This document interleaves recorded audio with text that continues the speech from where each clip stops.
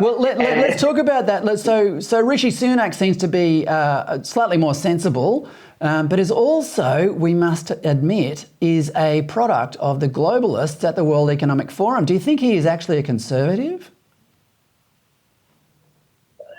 I think the true conservatives in the party were not Liz Truss or Rishi Sunak. I think that the true conservatives in the party would have been represented by Kemi Badenoch, who's particularly out there fighting the culture wars, and obviously was eliminated reasonably early on in the leadership challenge early in the year, possibly because she didn't have enough cabinet experience. So it was difficult either to see either Rishi Sunak or Liz Truss as true conservatives. I don't see Rishi Sunak as a true conservative. We know that, yes, he's a globalist, World Economic Forum, hedge fund manager, and he'll be giving that stability of continuing net zero and continuing down that path while the tax burden grows ever bigger and the middle class continues to struggle. Now, that's stability for those in the gentlemen's clubs who will smoke their cigars and clink their gin and tonics, but it's not stability for the everyday person who, as I say, is going to have to choose between putting food on the table or keeping their house warm this winter. Well, how do you see the state of conservative politics around the world then, Rocco? I mean, for example, should conservatives have stood up for freedom during the pandemic a bit more? Look, absolutely, and I think they're paying the price for that.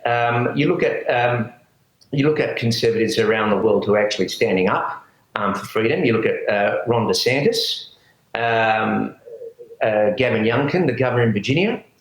They're doing very, very well because they're standing up and for conservative values, and they're fighting the culture wars, and they're out there saying, look, a lot of this extreme draconian attitude to COVID was completely wrong and completely discriminatory. Over the weekend, we had the Conservative governor, Conservative provincial leader of Alberta, come out and say, look, the discrimination that took place over COVID, particularly in relation to unvaccinated people, was completely wrong. And whereas in Australia, Conservative parties who adopted this Me Too on the COVID lockdowns, particularly we saw that here in Western Australia with the Liberal Party. We're seeing it in the Liberal Party in Victoria, and we're probably going to see it with the Liberal Party in New South Wales. They're going to be punished for it. The other thing about conservatism, I think we're also at the same point where we were back in the 1970s, where Keynesianism obviously was the order of the day, and there was a lot of free money around.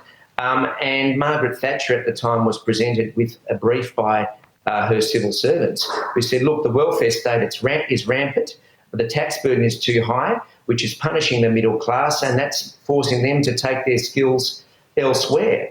And people like Thatcher at the time, conservatives at the time, were considered the minority, just like we are now. But you have to have the force of the argument and not vacate the field and say, look, we need